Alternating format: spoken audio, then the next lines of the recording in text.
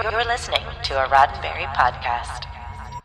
This episode of Mission Log is brought to you by ExpressVPN.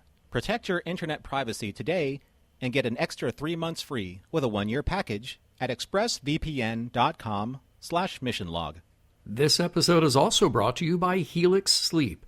Mission Log listeners get $200 off their new mattress and 2 free pillows when you take the sleep quiz and order today at helixsleep.com/missionlog. This episode is also brought to you by Eaglemoss Hero Collector and the brand new The Orville Official Ships Collection. The first ships in the collection, including the Orville itself, are available now at herocollector.com/Orville.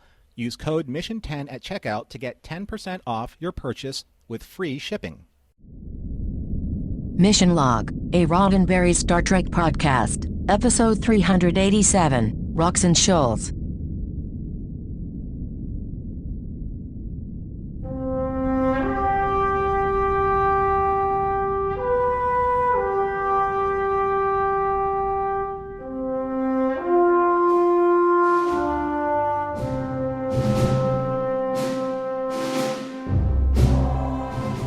Welcome into another episode of Mission Log, a Roddenberry Star Trek podcast. I'm John Champion. And I'm Norman Lau. Each week on Mission Log, we turn over every rock and wade through every shoal to uncover and discover the morals, meanings, and messages of each and every episode of Star Trek.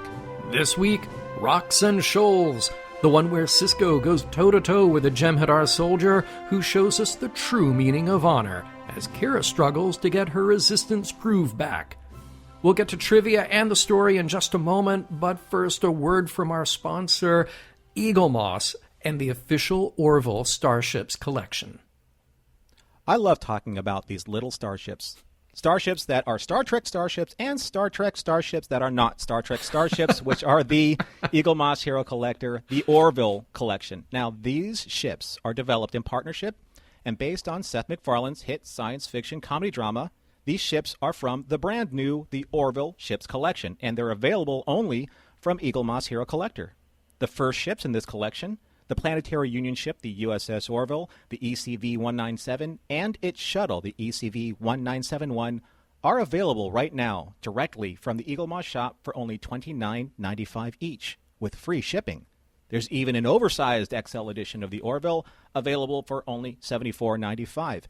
And no matter what you order, use code MISSION10 at checkout to get 10% off your entire purchase. Now, you know how it's done. You know how Eaglemoss works. They do a careful study of the models from production materials, and then they craft them out of die-cast metal and high-quality ABS materials. And then, oh no, they're not done there. Then they hand paint them for stunning accuracy. Each ship comes with a display base, of course they do, and they're beautiful, plus collector's magazine filled with concept art, interviews, behind-the-scenes details of the Orville TV series. Now, additional ships are slated to join the collection soon, but these are the ones you want to get while you can. So if you're interested and you want to find out more, and we hope you do, full details, including comprehensive views of each ship and ordering information, can be found at herocollector.com/Orville. Use code MISSION10 at checkout to get 10% off your entire purchase. All right, before we get to this week's trivia, here is how you can find all of the different ways to stay in touch with us.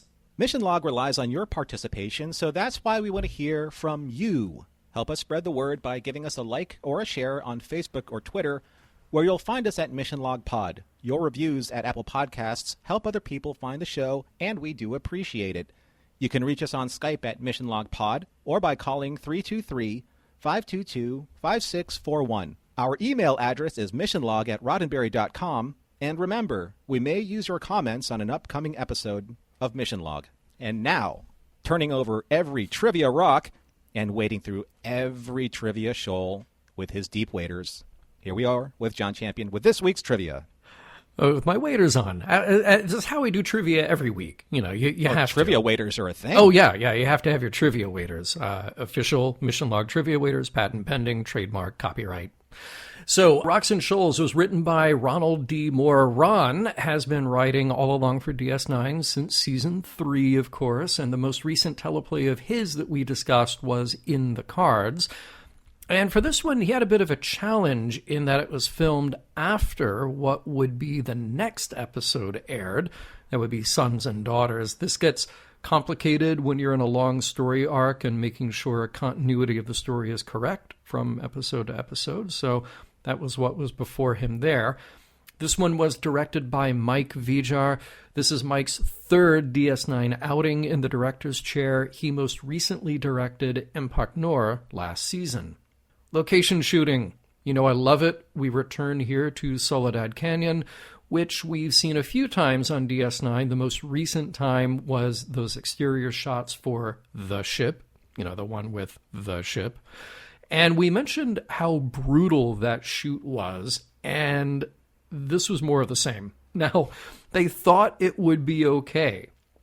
They thought temperatures would be around 80 degrees with a light breeze, perfectly fine. But no, temperatures soared unexpectedly over 120 degrees some days, and that made everyone, particularly those in heavy makeup, completely miserable. Now let's talk about guest stars. We have a number of new faces in this episode. First up on the station, we encounter Vedek Yassim, played by Liliane Chauvin. French-born, Liliane started in theater and worked her way into making movies in 1950. She'd actually moved to the U.S. at the tender age of 21 in 1946. A long career as a writer, director, actor, and acting coach followed, and you could find her in shows and movies, everything from Ugly Betty and Catch Me If You Can to Predator 2 and The Man from U.N.C.L.E. Then we get to know two more people on our Defiant crew, including Joseph Fuqua as Gordon and Sarah McDonnell as Neely. Now, this is Joseph's only Star Trek appearance, but here's an interesting bit of trivia. His professional acting credits begin and end with the same role. J.E.B. Stewart, first as Major General in the 1993 film Gettysburg, and then as Colonel in the 2003 film Gods and Generals. To make it even more poetic, his father and grandfather in real life were U.S. Army generals. Now, with Neely, you may think that we saw her before. Well, we saw a lot of crew members in the previous episode, but any resemblance is purely coincidental. This time, we are meeting Neely, played by Sarah McDonnell, who started out as a child actor, the star of a short-lived TV series called Muggsy in 1976. Fast forward to the early 90s, and an adult Sarah begins showing up in Murder, She Wrote, Friends, and in a recurring role on Weird Science. This is her only Star Trek appearance. And on the opposite side, we have a handful of Jem'Hadar soldiers and a wounded Vorta.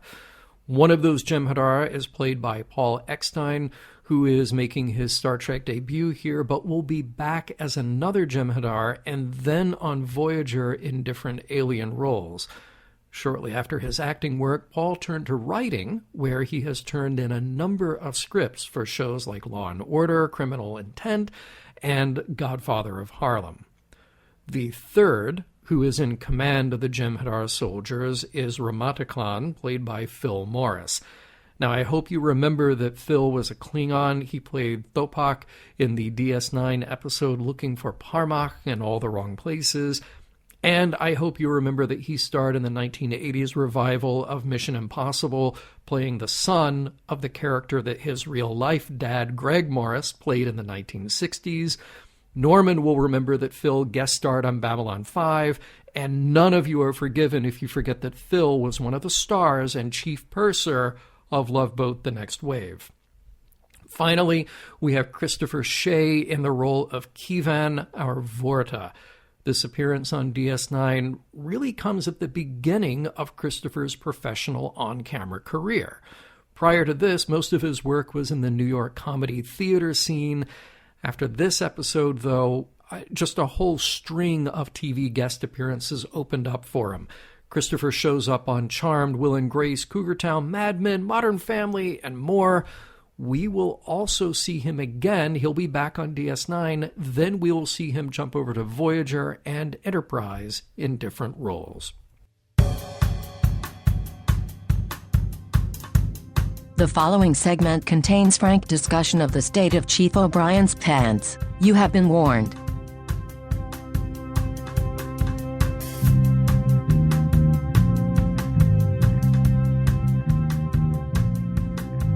Prologue.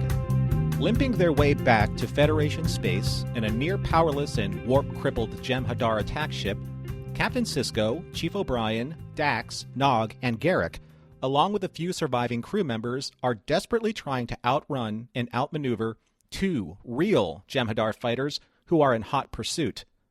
The Chief has been unable to restore main power, so our heroes' only chance of survival is to hide in a nearby dark matter nebula, but before they can, their ship is racked by enemy fire, and Jadzia is severely injured.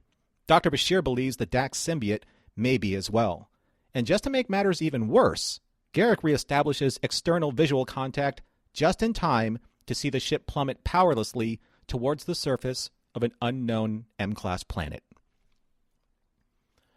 Act 1. Fortunately for Sisko, his disabled Jem'Hadar ship crashes, or rather, splashes, into a large body of water on this unknown planet, as two Jem'Hadar soldiers watch this happen from afar while discussing their somewhat similar plight. Their Vorta's decision to explore the nebula caused them to crash land 2 days ago.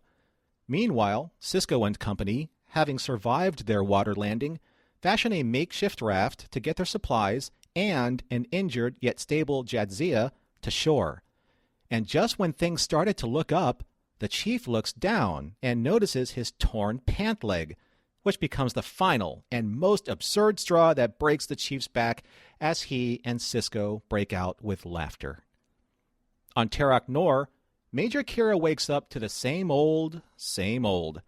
A reaffirming look in the mirror before work, taking the turbo lift to ops, politely greeting coworkers all along the way, and finally sitting down at her station with a personal Raktajino delivery. But it's far from the same old. Each station, much like the turbolift earlier, is filled solely with Cardassians and Jem'Hadar. Back in the Jem'Hadar base cave, the injured Vorta, Kevin, and Third Ramataklan mutually understand the direness of their situation. Priority 1, establish communications with the Dominion. Priority 2, do so before the supply of Ketracel White runs out. Sisko and his crew similarly set up camp in another cave where they can care for Dax and plan their next move. Meanwhile, Garrick and a very suspicious Nog, which delights Garrick to no end, scout for food and supplies until a Jem'Hadar patrol unshrouds and takes them prisoner. Act 2. Garrick and Nog are taken to the Jem'Hadar camp for questioning. Nog offers up the pre-programmed anti-interrogation rank and serial number response. Garrick, however, does what he does best. Lie. But his facade is easily seen through as Kevin holds up Garrick's Starfleet comm badge. But all of this byplay aside, Kevin just needs to know if there's a doctor in Garrick's unit, to which Garrick tactically replies, yes, saving both his and Nog's lives in the process. As they are taken to their cell, Kevin specifically orders 3rd Ramataklan and his platoon to assess the Starfleet camp and report back, but not to engage. Back on Terok Nor, in Odo's office, Jake Sisko is interviewing Odo and Kira on a variety of very sensitive topics, especially the Vorta facilitators who may be the first overture to Dominion occupation, and a possible demonstration to voice opposition against that decision by Vedek Yassim. Jake presses them just a bit too far, and Odo and Kira end the interview post-haste. Returning to base camp, Ensign Gordon tells Sisko and the Chief that Nog and Garrick are missing, and as Sisko and crew set out to find their missing comrades, 3rd Ramataklan's unit did as ordered, waited, and observed, but not for long, as one of them, suffering from extreme white withdrawal, disobeys orders and opens fire on their enemies. Act 3. Knowing that his unit has suffered a severe breach in discipline and no longer having the ability to shroud their position because of the effects of the Ketracel White withdrawal, 3rd Ramataklan orders their retreat, which surprises and puzzles Sisko, hoping that there is a tactically advantageous reason for why they stopped firing on them and why they can no longer shroud. Hearing of this attack, Kevin is furious, But Third steps in between his rage and his men, taking responsibility for their failure. No matter, though, as Keevan has new orders for him. Meanwhile on Terek Nor, Kira sits in council with Vedic Yassim and tries to talk her out of protesting against the Dominion. However, Yassim turns the conversation around on Kira, wondering why she has become, quote-unquote, a defender of evil and an apologist for the Dominion. Kira tries to oversimplify her delicate political situation by telling Yassim that she simply doesn't understand the bigger picture, to which Yassim insinuates that tomorrow, Kira will understand all too well. Back on the planet, it appears that Third Ramataclan has surrendered to offer Sisko the Vorta's deal, exchanging Sisko and Bashir for Nog and Garrick. As Sisko ponders this transaction, he appeals to the Jem'Hadar's sense of honor, especially when that honor is held sway by one as cunning and treacherous as Keevan and the rest of the Vorta.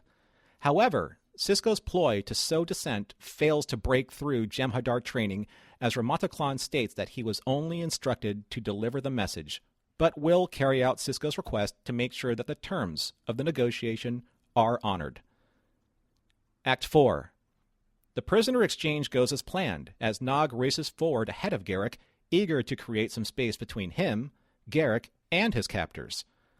Back on Terek Nor, Kira arrives in front of the Bajoran temple, meets with Odo, and anticipates of the chaos that is to come, hoping that Vedic Yassim heeded her words in their earlier discussion. Based on the lack of people on the promenade, Kira's fears seem assuaged.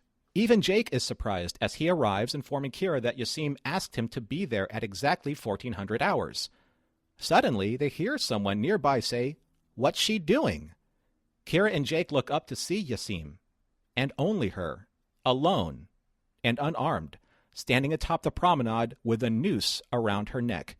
Yelling, "Evil must be opposed," Yassim drops feet first from the upper level as Kira watches in terror as the rope snaps taut, causing Yassim's feet to dangle inches from the ground, her Vedic's headdress falling to the floor just below them.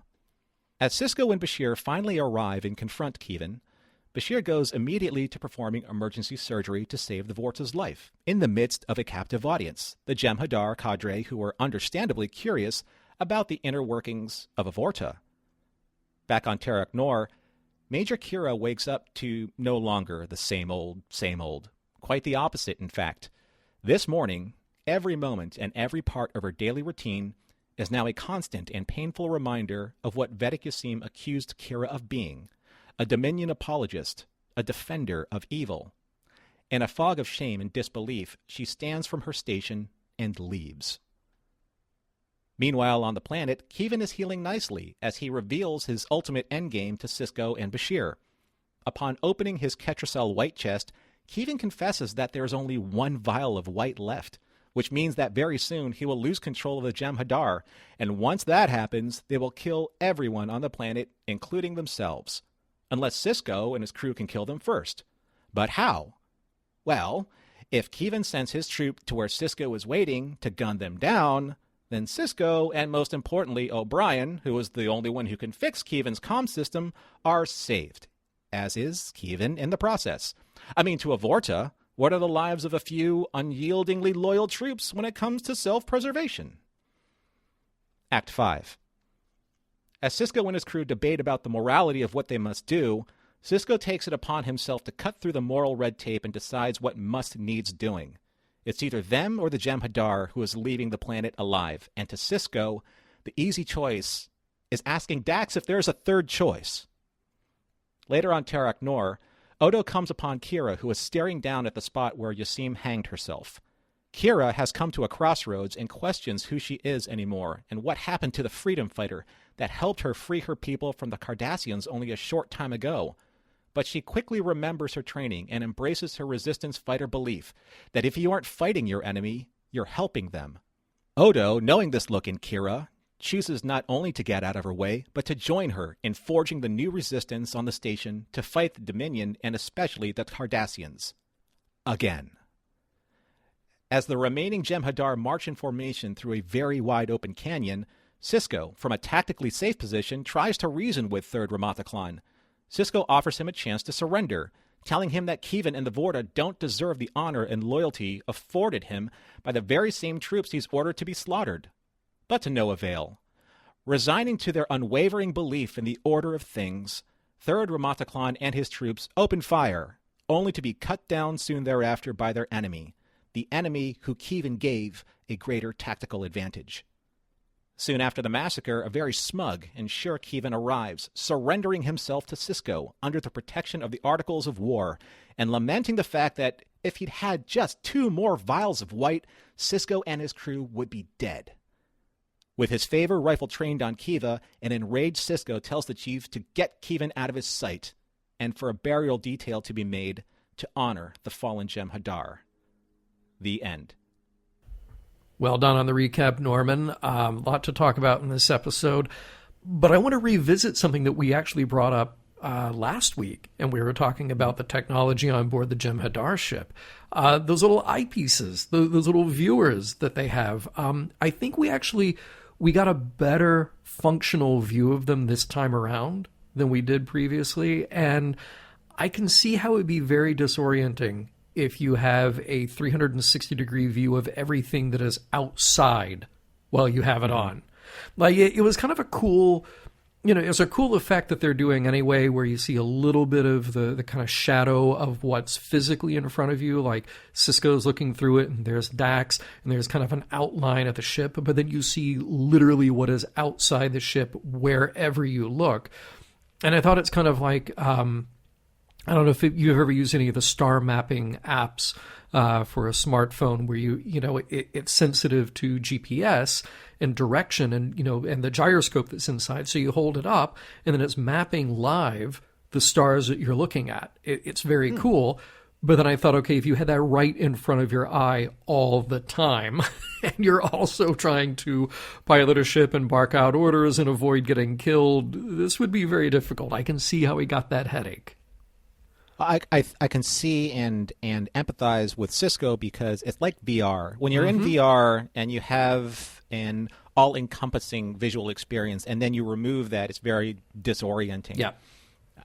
And just to kind of link this back to some of the Last Starfighter references that you have mentioned before, like the Deep Space Nine Death Blossom and how the minefield looks like the final frontier or the last frontier. Right.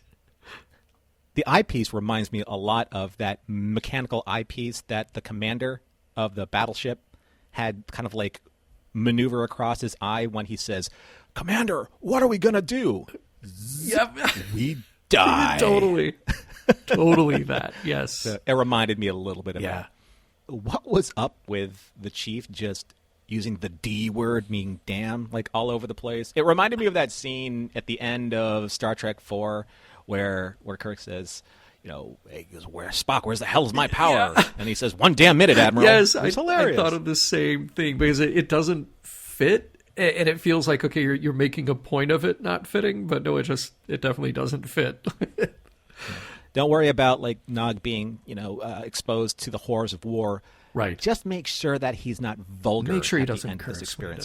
Yes. A human curse. Curses, exactly. Yes.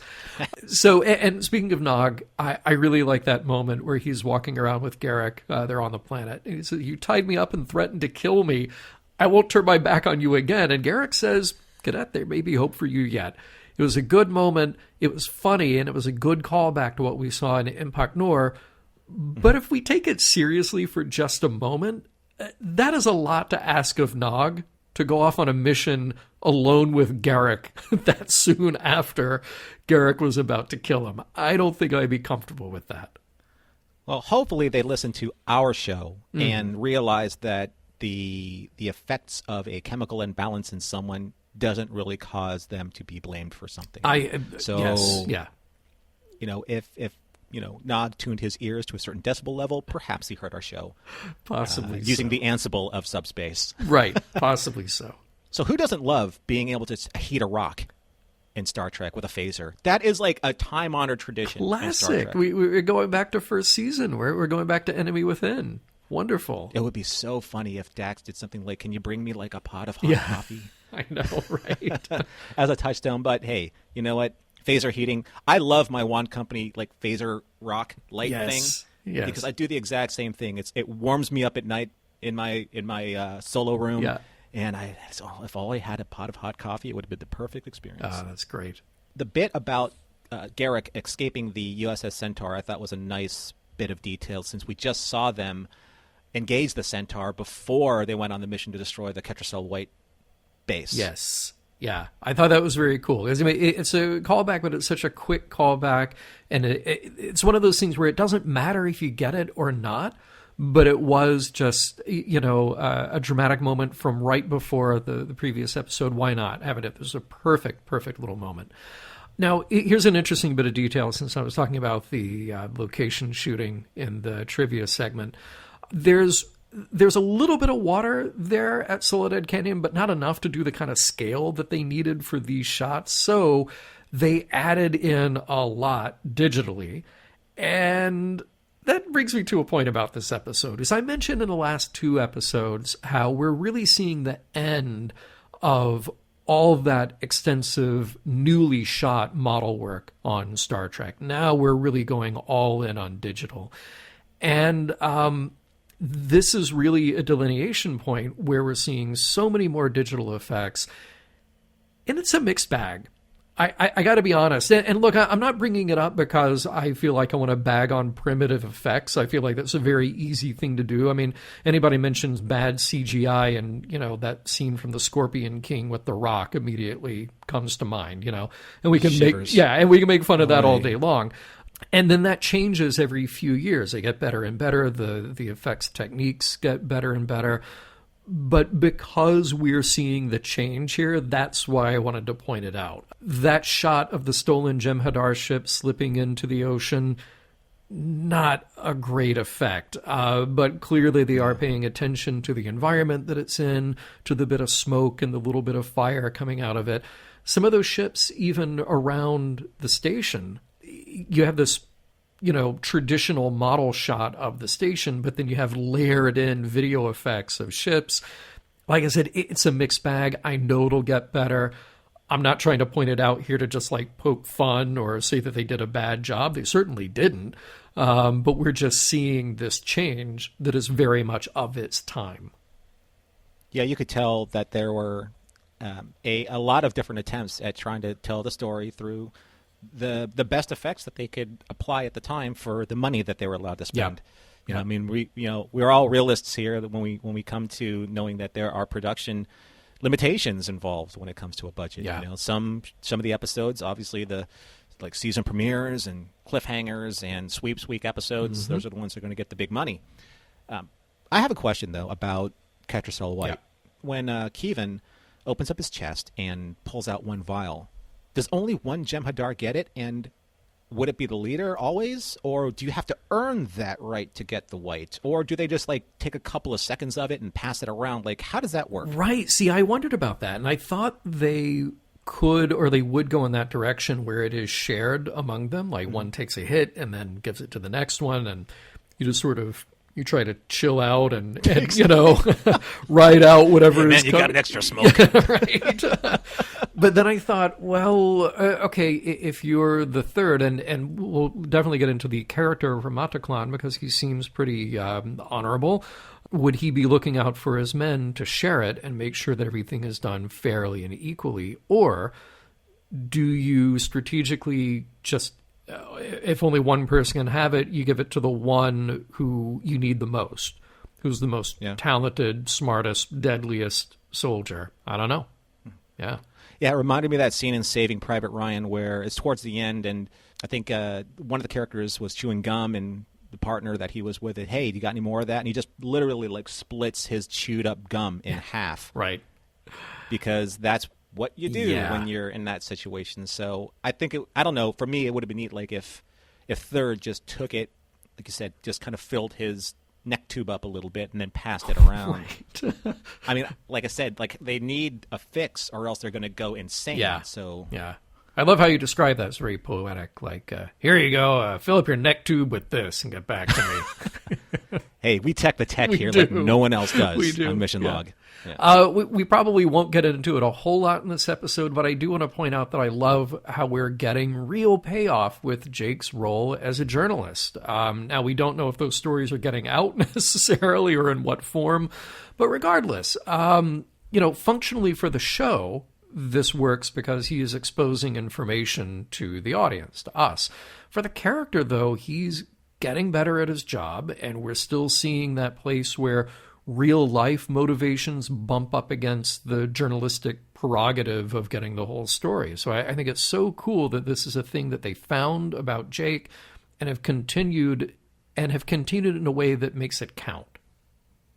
And I think that Sirach he's feeling that out a little bit better as these episodes progress, because they don't feel as clumsy to him as they were, say, at the beginning of, I'm a journalist now. How does a journalist behave? How does he push? How does he not push? How does he go for the gold when he asks certain questions, or is he reluctant, as he was towards the end of asking the bigger, harder questions? Right. But the most important thing, though, is how does he know that something big is going to happen on the station before Odo does?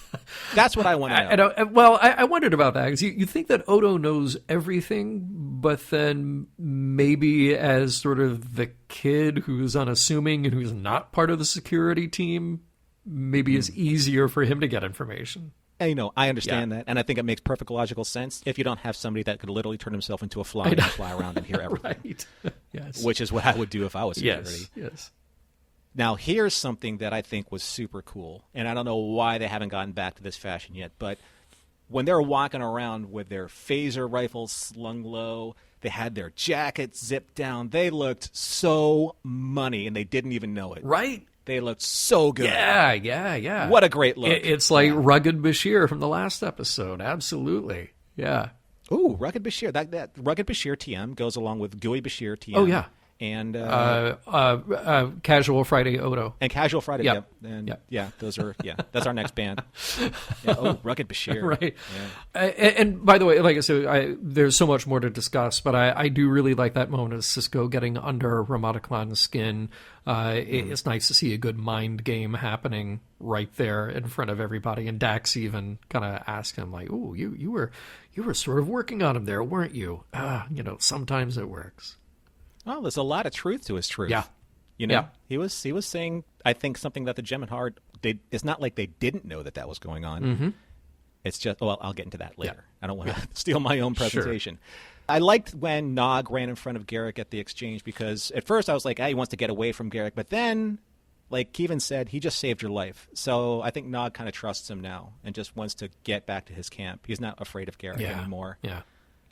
And I thought that the direction, Mike's direction of, it just seems, suicide was very effective, because all you needed to understand were the elements. Right. And how effective and powerful those were. The slow motion of Nana looking up, the rope just getting, like, snapping tight, or taut, if you will. Yeah. And then just seeing her feet, and then the headdress fall. All very, very economical, really, really powerful scene. Well, and I'm glad you brought that up, because let's talk about some other economical scenes. And one of the, I'll preface it by saying that Kira's alarm clock would never wake me up. Way too pleasant. Way too pleasant. But sure. I'm glad it does the job for her.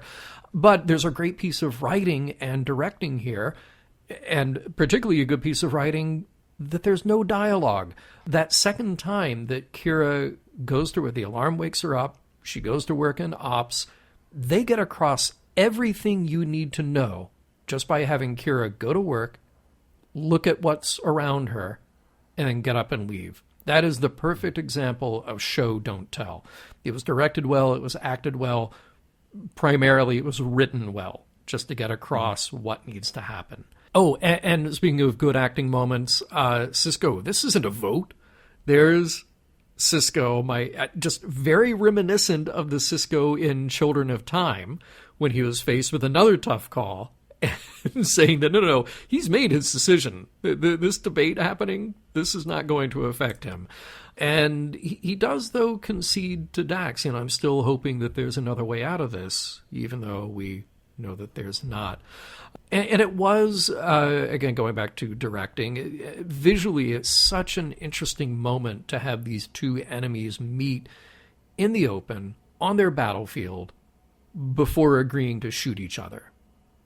You know, there's something very, I think, very humbling about that, and also very tense about that as well. Like, these are people, not both human, in this case, one human, one Jem'Hadar, but again, substitute whatever human enemy you want there, just sizing each other up as people who have concerns, who have motivations, who have duties, and they're about to do this thing that is probably not the right thing, but they're going to do it anyway. And I think that ramps up like the storytelling. I'm sure we're going to probably discuss this very soon, but it's the calm before the storm, but you know what's going to happen, and they know what's going to happen, but one part of that equation is saying it doesn't matter because we are trained to believe that this is the order of things. Mm-hmm. And that's the tragedy of that scene. And I think that that's really playing into how what Avery is feeding off of as Sisko's reaction to all of that, and seeing Keevan walk across that field in one piece and with that eating grin on his face. Right. And Sisko said, "You know what? If I shot him right now, I don't think anyone would care." Yeah. But yeah. that would plague his morality. So Sisko, I think he knew he got played. Yeah. Oh, for sure. For sure. And, but speaking of directing, as you were, and you mentioned the slow-mo in the Vedek's suicide, that battle scene at the end, the big push, as it were, it is very unlike Star Trek that we have seen thus far. And that whole thing takes place in about 10 seconds, maybe 12. There is a moment, though, which is kind of funny if you watch it because it is slow-mo, and I was kind of watching it slow-mo on top of that. The Jem'Hadar on the far left of the scene, he actually starts his reaction before the phaser beam hits him. He's sort of throwing himself back with the arm up right before the phaser beam hits him. And I do have just one question that I want to leave this segment with for you and for our listeners, and that question can be summed up in one word: stun.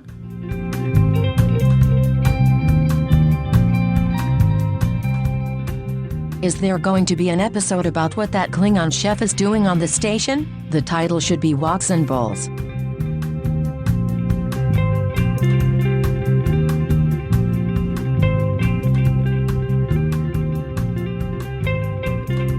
We will get back to Rocks and Shoals in just a moment, but first, a word from our sponsors this week. Norman, I expressed to you once before what a nightmare it was in my life before shopping for a mattress. I don't know why that became such a difficult thing. I mean, it's harder than buying a car, it seems like. And I was so relieved to try out Helix and their whole process at helix.com/missionlog to actually pick my own mattress and have it be a simple process.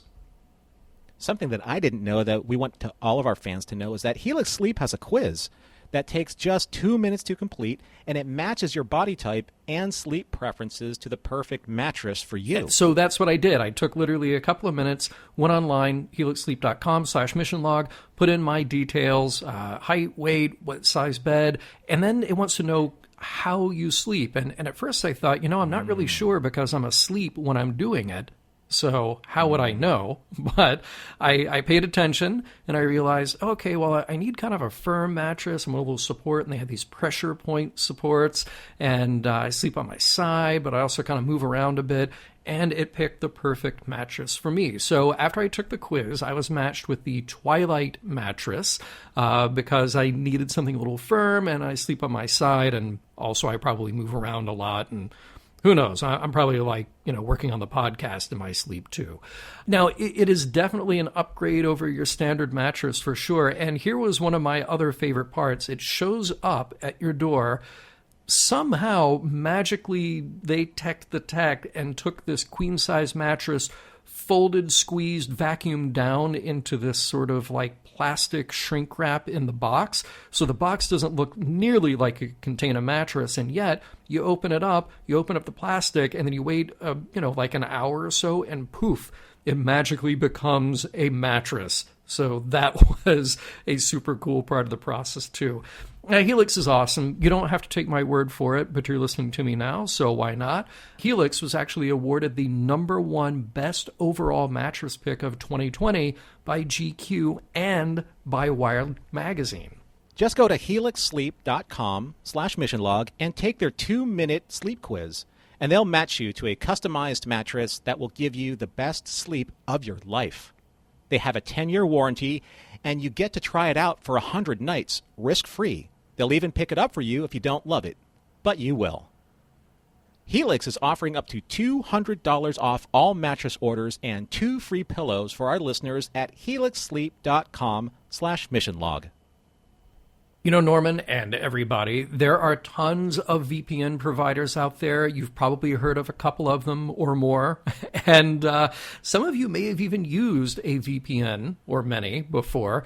But I definitely, and Norman, I know you do too, we do our research on the sponsors that show up on Mission Log, and we only recommend brands that we actually use and believe in. And I think we can both say with full confidence, ExpressVPN is the best VPN on the market, and there are many reasons why. Well, first and foremost, what we enjoy the most and what is important to us is that ExpressVPN doesn't log your data. Now, lots of really cheap or free VPNs make money by selling your data to ad companies. You've heard about this before, and it is true. ExpressVPN developed a technology called Trusted Server that makes it impossible for their servers to log any of your info. And the second thing that we love is the speed. When we check it on our apps, on our phones, or on our computers, we know that the connection speed for ExpressVPN is very, very fast because we've tried many before. And many slow your connection down or make your device sluggish. Now, John and I have both been using ExpressVPN for about a year now, and we've noticed our internet speeds are blazing fast. Even when we connect to servers thousands of miles away, we can still stream HD quality videos with zero lag. And there's one other thing, that final element that really makes ExpressVPN stand out for us, and that is ease of use. So there's not any programming, not any arcane data to learn. You just turn on the app, you click one button, boom, you're connected. That's it. So easy that your grandparents can do it. I mean, I don't know about your grandparents particularly. They're probably very smart people. But yes, it's so easy.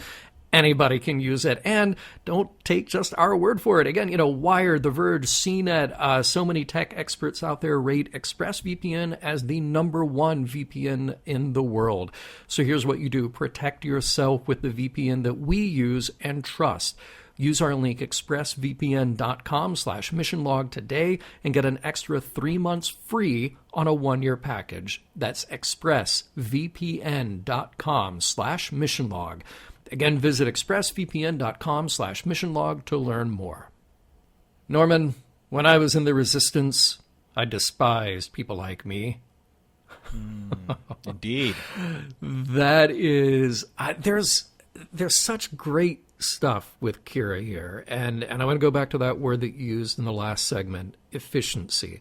That is, I've said that I feel so many times on Mission Log that there is something really gold about a story told with efficiency, where you don't need a lot of exposition, you don't need a ton of action to get it across, you just let the actors be in the moment, and that is what they did here with a B-plot that is truly so critical to this character. And what I thought was so interesting about this, there are many aspects to discuss here. It's probably so easy for us on the outside to look at a situation like this and just immediately recognize, okay, who's the good guy, who's the bad guy, and where does that principle lie?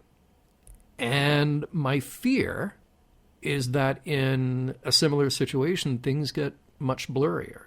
In a real-life situation. History is full of people who went along because they thought that that was the right thing to do. to go along. Others might have gone along because they were protecting themselves or their families. Others may have gone along because they thought that maybe they could make things better from the inside. And we see that kind of discussion that Kira is having with Odo. Like, well, but if we're working with them, then we'll have access, we'll have information. So there's so much going on here to the decisions that they've made in this position that they find themselves, and particularly that Kira finds herself. Go along to get along. That's, yeah.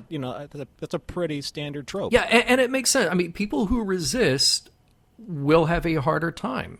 Some might get killed. Resistance is futile, John. In Star Trek. So I've heard. They might get killed.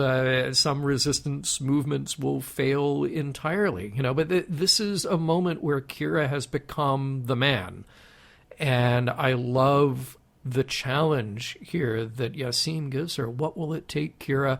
And she just says, Vedek, you don't understand. And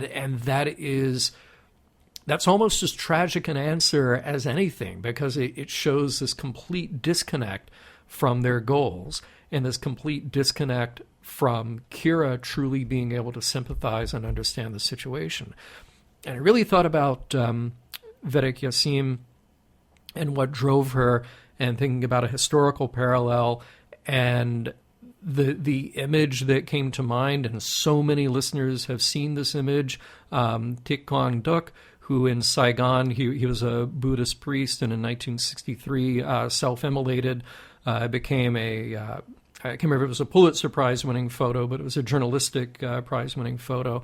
And here was somebody who, in his sect, was being persecuted by the Catholic dominant government that was there at the time, and being pushed so far to the edge that his method of protest to get the eyes of the world on the situation was to do this extreme thing. And I couldn't help but make that connection in my head with what Yassin was going through. It was very iconic. And that's the first thing that popped into my head, too. I think that there are going to be listeners of this show of a certain generation that remembers either they remember seeing it in real time as it was published, or they remember seeing it in the history books.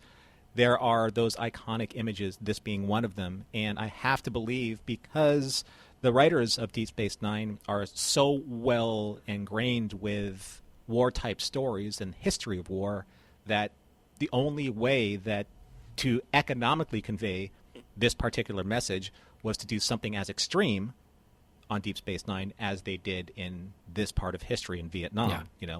So I think that was a very smart choice, and it was the way that, again, I mentioned it earlier, the way they shot it, very, very direct. There was not a lot of pretense to it. It was what it was, and it was very impactful. Yeah, it was drama without being overly dramatic. And that is a really fine line that, unfortunately, because it's TV and it has to be visual, sometimes they cross that line. But this and so many other moments in this show I thought were played out with the subtlety that they needed, just to deliver exactly the right kind of impact. Let's talk about Jake a little bit here, because I know that you've got some notes about Jake, and then I think we really want to get into the journey of the Jem'Hadar here and what that means for Sisko and our crew. Well, I think first and foremost, and I'm not sure how you felt about it, but this is how I saw Jake in this episode. I think that Jake is actually becoming the point of view of the Star Trek fans that want to ask the question through the fourth wall, meaning that as a journalist, he's asking questions that we ourselves, as we're watching this episode, would ask in real time. One of my favorite scenes is when he's interviewing Kira and Odo. He's not just a journalist. He's asking the tough questions, the hard questions, the questions that in the narrative we are trying to make sense of, especially with the protest. Why would you, as a Star Trek show, entertain the aspect of shutting down free speech or the ability to gather and protest against evil? And this is this is me putting on the writer's hat, but you got to fight for your right to protest. Right? To steal a little of the Beastie Boys there. Fair enough.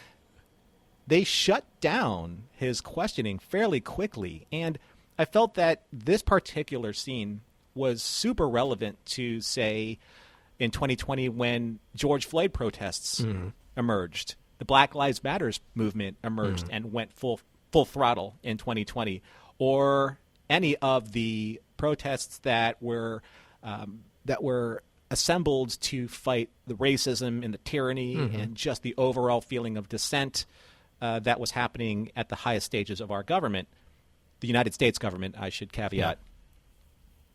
But what would happen if all of those were just summarily dismantled, or they tried to suppress them, but what if they succeeded? Right. At the very, very base levels of their organizations, like Kira. If there was a Kira in their organization saying, you don't get it, don't protest, just go along to get along. Yeah. You know, it's interesting that was a complex minefield of a conversation to have, particularly during that time. 2020 was a year full of protests in many places and many sorts and to many degrees, but then sort of reminding yourself to say that wherever my political or social affiliations might be, just the process of protest is critical. The process of protest is something, and again, look, I'm speaking from my perspective in the U.S. and given our difficult and interesting history, but that is something that is baked into the American experience. Is a protest is part of being part of the U.S., part of the American citizenry, and there is something incredibly chilling about somebody just saying, like, yeah, don't even bother. Just we're going to nip that before it can even get off the ground. That should make someone's blood freeze. Well, it's understanding Kira's complacency that is, at the heart. One of the bigger aspects of her character's development, especially in this episode, because we have to believe that the right to protest, to oppose what is morally unjust or corrupt, that is baked in the DNA of people that want to oppose tyranny or oppression. And if the listeners would indulge me, there is a scene that I'm going to reference, and I think it's a very powerful quote. It was in Babylon 5, and Jakar said, and this is relative to what we're saying here, Jakar said, "No dictator, no invader can hold an imprisoned population by force of arms forever. There is no greater power in the universe than the need for freedom. Against that power, governments and tyrants and armies cannot stand. Though it takes 1,000 years, we will be free." So I paraphrase that a little bit, but that's what we're getting at here. You have to be able to take the stand against tyranny. You have to be able to give people the option to exercise their right. And if you don't, you truly do become what Vedic Yassim said about Kira. You become the apologist for evil. Yeah, and you can see and feel that self-loathing in Kira. Which is what look, there's so much to take away from this episode, but I will absolutely take that away from this episode because it's an important moment for her, a series of moments for her, and I think it's just critical to kind of our understanding of where her storyline is going. Now let's switch over and talk about the Jem'Hadar because the Kira plot line is so great. That is the B plot, even though it really doesn't have to be. It is super strong. But let's talk about honor among Jem'Hadar and probably many other aspects of being Jem'Hadar. Sisko is in an impossible position.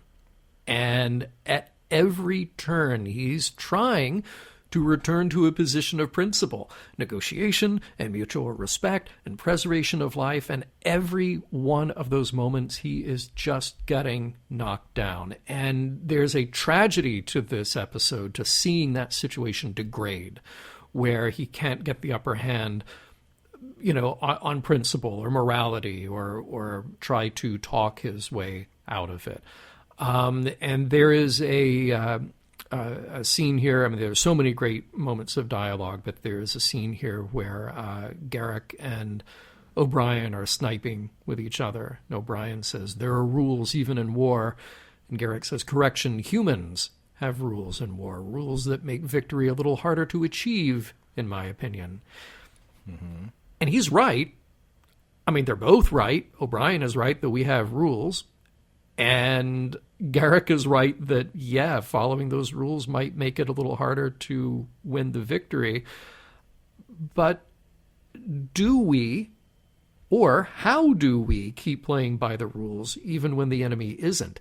Or in this case, maybe the more subtle difference is that the enemy is playing by the rules, but it's their rules, which sadly leave no room for interpretation beyond what is handed to them. It's a very narrow definition of what they could or should do. Well, there is a loose interpretation of a passage from Sun Tzu's The Art of War, which essentially the message is the battle has already been won before it has ever been fought. That is because the groundwork has been laid, the momentum has been dictated, the resources already have been measured, and the effort has already been countermeasured. So everything here is, I would say, by Keevan's standards. So Keevan essentially forced Sisko to do his bidding because, in the end, it's either the preservation of their lives or not. And that's what Sisko said at the end. It's not a choice. Yeah. Right? There's no reason to discuss this morally. I understand that we're the Federation and morals are our thing, but you can't have a debate about morals if you're dead. Yeah, right. Yes. You know, so now we're getting kind of like the base code of where we're going, I think, with Deep Space Nine. It's not that they're abandoning the principles. It's just that there are higher needs at play here. You can't do a good thing if you are not able to do so because you have been wiped off a planet or a galaxy, or you are completely erased from history. Yeah. Where do you defend morals there? So I think that's where Garrett comes into play with his pragmatism. As biting as it may be, he said, Garrick, he says, it's either us or me or them. So, yeah.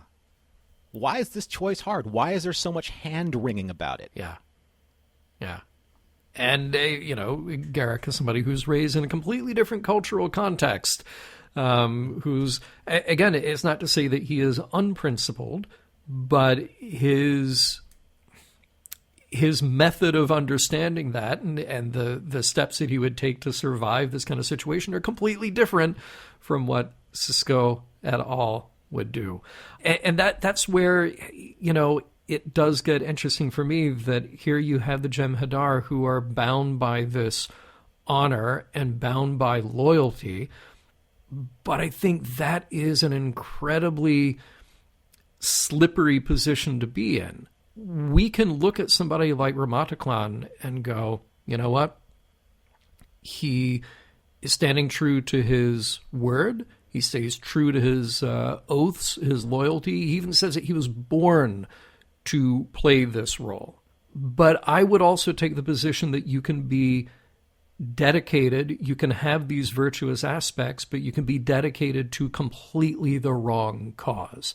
And that's what's so sad about seeing Sisko before and now try to talk a Jem'Hadar into being something beyond what they think they are. Because that's where we want to see that Star Trek, classic kind of quote-unquote Star Trek story play out. We want to see that other being step out of the limitations that are either self-imposed or have been imposed upon them and say, well, wait a minute. I don't have to follow this one particular path. I can actually be better than my programming. And in this case, the Jem'Hadar literally are programmed to be what they are. It goes all the way back to when Odo was trying to raise that Jem'Hadar foundling. And from infancy to teenhood, the programming was there. It's encoded in them. Yeah. At the same time, though, we have seen really strong examples of Jem'Hadar fighting for a certain modicum of independence. And even here, like Third Ramataklan said, I will discipline my men. when Keevan says, no, I want to know who did this, and he's like, I will discipline my men, it is a little bit of flexing his independence within the auspices of the order of things.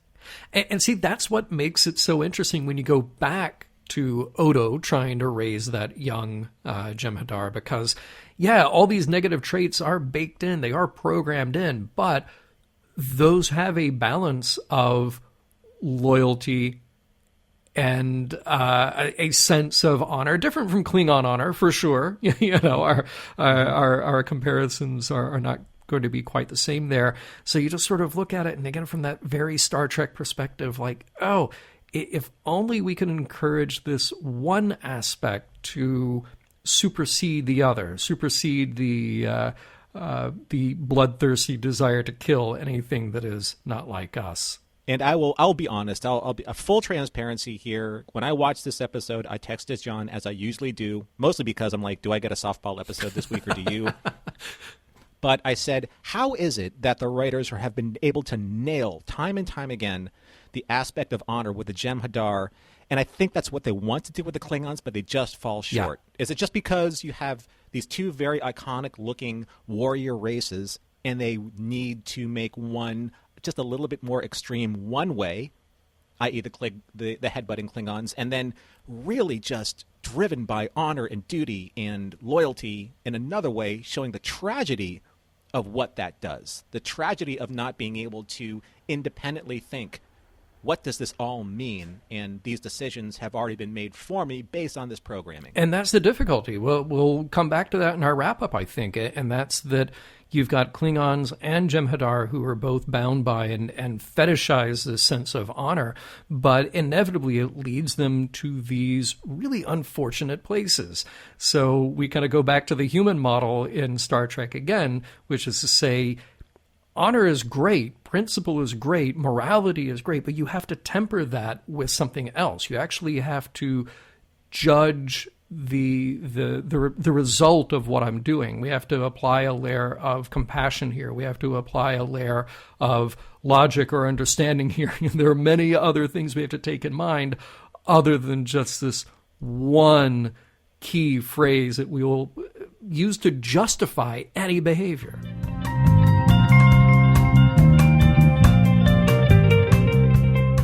I think all of us have had that one job where we looked up one day and noticed everyone else working there was a Cardassian or a Jem'Hadar. Am I right?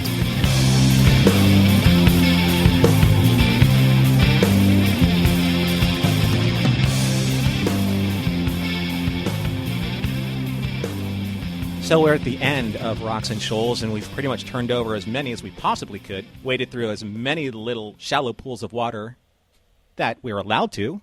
But I think in the end, John, there still is a little bit left to be said, and that is, let's start with, does this episode hold up after all this time?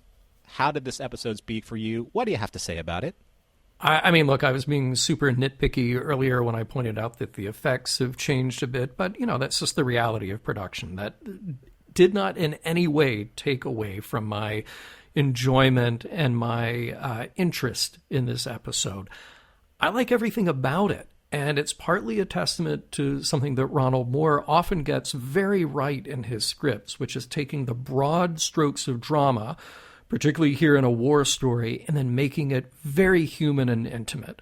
And this episode came at exactly the right time for me, which is to say that we've just come from 2 episodes that were all about the epic special effects and laying the groundwork for this huge war story. That's all fine. It was handled very well. I like those episodes a lot. But if we lose the human connection with the story, then there's no point. So I appreciated the dilemma in this episode. I appreciated the pain on Sisko's face at the end. I appreciated the pain that Kira is going through. I think all of that speaks to the reality of the stakes here. Also, we didn't get into it yet. There is a fantastic use of guest stars here. I feel like Phil Morris is so good, but he's just underappreciated and overlooked. He should be in more all the time because I think he's great. And Christopher Shea, holy cow, what a find, what a revelation. He nails this role with perfection right away as Kevin. He gets everything that Jeffrey Combs brought to Wei Yun and then just makes it his own. So I definitely hats off to him. I kept referring to the B plot of Kira, but again, it just doesn't feel like a B plot. It's so good and it's so critical to everything that is DS9. So this one holds up very well. In fact, look, even without the larger context of the war with the Dominion, this would just work as a standalone story quite easily. I think it's that well crafted and that well expressed that you could pull that element out of it and just let it go on its own. You in the same ballpark with me this time, or how do you feel? Actually, I am, and I have a lot of compliments to shower upon this episode. What I'm liking about this right now is that I'm feeling that serialized momentum within the last 3 episodes that we've done, because the season finale of season 5 led directly into the premiere, and then that led directly into this. So you're feeling a sense of this continuation of a storyline, but at the same time, though, it has its own very specific beginning, middle, and end, with not a direct call to a to-be continued action, but you know that the storyline is moving forward from this point. The writing is, and I said this earlier and I'll say it again, it is so perfectly economical. You can tell so much story and convey so much of the idea and the momentum of the narrative if you write it just so. And I think that they really did an exceptional job with the writing, the character development. Everyone had their own space to be able to flesh out their characters, to be able to show character motivations, and shifting in between the sets, between what we did on the planet, or in the cave, or on the Jem'Hadar ship, or on the station. I think they all spent just the right amount of time to establish that these 2 concurrent storylines were happening to our 2 largest characters. You had Sisko and Kira going through this story and finding that somewhere along the line they're losing themselves in this entire process. Yeah. And for me, Nana just steals some of this episode right out from under everybody. That scene, the look when she saw Yasim kill herself, and obviously it was augmented with slow motion, but wow. Like you said, you can't just give it dialogue. You have to let those moments breathe and let the audience sink in with the terror of those moments. Yeah. But Christopher Shea, wow, wow, wow, wow, wow. Yes. I just can't believe that someone like that can just drip so much of that smarminess so effortlessly like Jeffrey Combs does. But he did. He did. Much to his credit. He did. Well, so that's the wrap-up of how we felt about it. What about morals, meanings, messages? Because there's, as the kids say, there's a lot to unpack here. There is, and let me get my unzip software so I can unzip this giant file that I need to talk about. What I came away with from this episode, and I do believe that it spans the 2 different stories, the A and B story, and that is the aspect of blind faith. I mentioned before that when Third Ramathaclon said that this is the order of the thing, and order brings victory and victory brings life, that is a chant, it's a phrase. It's baked into their DNA. This is a path they do not deviate from, and once they do, it brings them dishonor. And to a soldier, human, trained, or otherwise, dishonor is a fate worse than death. If I may, there's a famous quote by Mencius, who was a student of Confucius, who said that, "I dislike death. However, there are things that I dislike more than death. Therefore, there are occasions where I will purposefully not avoid danger." Because doing so would bring you the gravest dishonor, and that to a soldier is something worse than death. However, blind faith does have tiers here that affect these characters in very detrimental ways.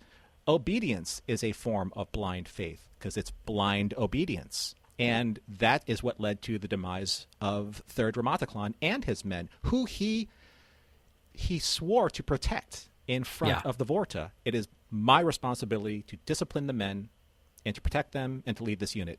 He led them to their death based on this mantra. Yeah. Why? Because it is the order of things. Blind faith also is a sense of duty. At the very beginning, he was telling his friend, we will hold this world for the Dominion, but what if the Dominion doesn't come? Then we will hold this world for the Dominion until we die. Again, that is their last order, their last code of programming, and very reminiscent of, say, Japanese soldiers who were hiding in caves past the surrender of Imperial Japan because that was their order by their sovereign, their god, Hirohito, so that disobeying such an order, regardless of whether or not it made common sense, would bring dishonor, which is worse than death itself. So that is blindly following duty. But as it applies to Kira, and this is where I think I found really a satisfying connection with all of this. Blind faith as complacency. And she has been relegated by Sisko and by the Bajoran Provisional Government not to make waves, not to engage, not to go against what she naturally is, this resistance fighter. So she is dying and has been dying ever since the surrender of the station, this slow death, this death of personality, this death of passion, this death of who she is. She's a fighter, and she has been taken out of the fight. She never compromised. She was the extremist who fought, and that is the revelation of what Yasim's death had to bring out in her. And I think Yasim knew that. I think that there's only one way to get the most influential fighter on this station back in the fight, and that is to shock her out of her way of complacency. That is blind faith to the nth degree and the exact opposite of how you get somebody out of something like that. So that's what I took away from this episode. It's so funny. Again, we don't read each other's notes, and as we're just having a conversation in the last segment, blind faith kept going through my head. I goes, this is the problem. This is the problem with this episode. It's just blind faith. That's it. And then here you have that 3 times in your final summary. And I totally agree with you. I think that is a great way to look at the problem that these characters are facing in this episode, is this total dedication. Kira, of course, we already said, she has a huge moment in this episode, series of moments that lead up to a great personal revelation. She is realizing that she has become, or has the potential to become, a huge part of the problem, and that is not her. She is set to become a part of the system that she would have opposed. The younger version of herself would have opposed and would have fought tooth and nail, and she absolutely put her life on the line back then. But as you pointed out, she is complacent, she is comfortable, and she has figured out every way in her head to justify her position, which is what's the sad revelation for the people around her who know her better until she can see it in herself. So then we talk about the Jem'Hadar and ethically, morally, where are we with them? Kevin has no honor whatsoever. He's just purely the pragmatic self-preservation mode. That's where he is in this episode. The Jem'Hadar, yes, they have a sense of honor. Sisko does too. And then you ask yourself, well, did Sisko do everything that he could? Did the Jem'Hadar do everything that they could to avoid this terrible situation? I wrote down some of the same lines that you did, which was Ramatiklan saying about Kevin, he doesn't have to earn my loyalty. To me, that is a huge red flag. That is one of the most chilling lines in the episode, to say that somebody who is your superior doesn't need to earn your loyalty, or replace that word with whatever respect or honor or whatever you want to put in there. Absolutely, our superiors should earn that, and should earn that with every decision that they make. And then the other one, it is the order of things. That is a chilling line that I'll come back to here in a second. The Jem'Hadar have honor and loyalty and a code to live by, but is it just? I'll take this back to other conversations that we've had on this very show to say that You can be dedicated to the wrong thing. You can display all these virtuous traits, and you can mean those with great sincerity, but at heart, the principle is completely missing from the picture. And words like honor and duty are abused, and they have no use, they have no meaning unless the principle at heart is true and just. So in the end, it is the order of things feels like the I was just following orders of the 24th century. It stops being about honor, and it starts being about the easiest, laziest way to justify yourself out of a terrible, untenable, unjustifiable position. Mission Log is produced by Roddenberry Entertainment. Executive producer Rod Roddenberry. Our website and your opportunity to comment and connect with us is missionlogpodcast.com. If you would like to support Mission Log directly, you can do so at patreon.com/missionlog. And for more Star Trek news and discussion, be sure to visit trekmovie.com. On the next Mission Log, Sons and Daughters.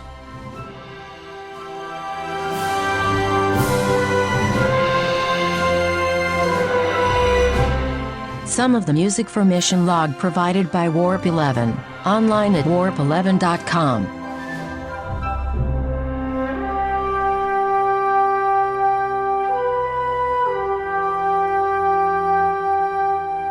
Mission Log listeners, if you don't talk to your kids about Chief O'Brien's pants, who will?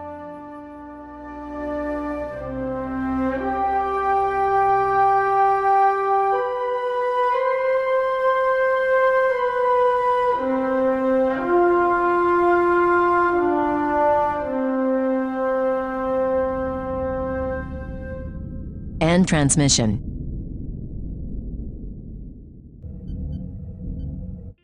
This is a Roddenberry podcast. For more great podcasts, visit podcast.roddenberry.com.